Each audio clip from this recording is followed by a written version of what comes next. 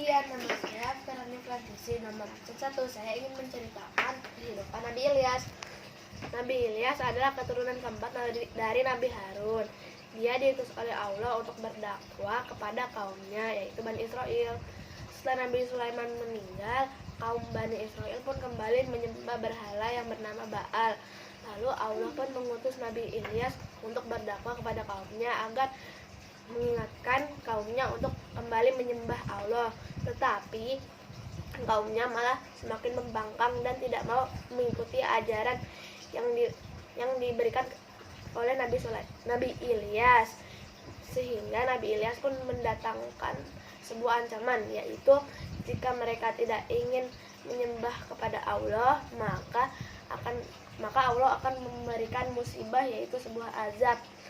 Nabi Ilyas pun akhirnya diam, sehingga Allah akan memberikan azab, yaitu musim kemarau selama 3 tahun yang membuat sumber air menjadi kering, sehingga tanaman dan hewan ternak mati, yang membuat warga-warga kaum Bani Israel menjadi kelaparan. Namun azab itu malah membuat kaumnya semakin marah dan mengira Nabi Ilyas adalah penyebab bencana-bencana seperti ini, sehingga mereka menyusun sebuah rencana untuk membunuh Nabi Ilyas. Tetapi Allah memerintahkan Nabi Ilyas untuk bersembunyi di dalam gua. Jadi kaum Bani Israel tidak dapat menemukan mereka. Nabi Ilyas pun bersembunyi 10 tahun di dalam gua.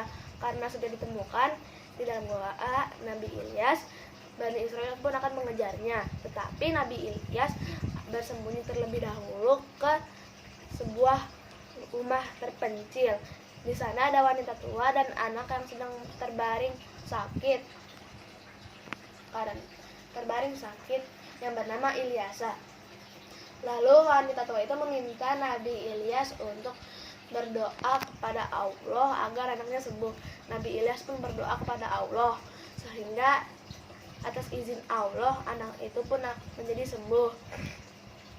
Nabi Ilyas pun mengajarkan anak itu ajaran-ajaran baik agar menyembah Allah, sehingga seringkali Nabi Ilyas membawa anak yang bernama Ilyasa berdakwah bersamanya. Nabi Ilyas menganggap Ilyasa sebagai anaknya sendiri. Itu memang benar, karena Nabi Ilyas adalah satu keturunan dari Nabi Harun. Sehingga pada suatu hari kaum Bani Israel pun menyerah, sehingga meminta Nabi Ilyas untuk menghentikan bencana tersebut. Nabi Ilyas pun berdoa kepada Allah untuk menghentikan bencana-bencana tersebut. Allah pun mendengar doa Nabi Ilyas, sehingga bencana tersebut berhenti dan diturunkan hujan. Kaum Nabi Ilyas, yaitu Bani Israel, pun hidup dalam kemakmuran.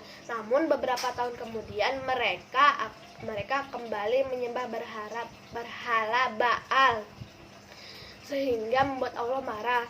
Allah memerintahkan Nabi Ilyas dan Nabi Ilyasa beserta kaum yang menyembah Allah pergi dari daerah tersebut. Mereka pun menyetujuinya. Beberapa hari setelah mereka pergi, kaum Bani Israel ditimpa bencana yang lebih berbahaya, yaitu kekeringan yang lebih parah beserta gempa yang dahsyat yang membuat kaum Bani Israel mati bergelimpangan.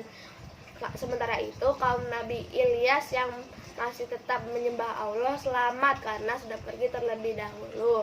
Beberapa tahun kemudian Nabi Ilyas meninggal atau wafat, sehingga dakwahnya akan dilanjutkan oleh Nabi Ilyasa.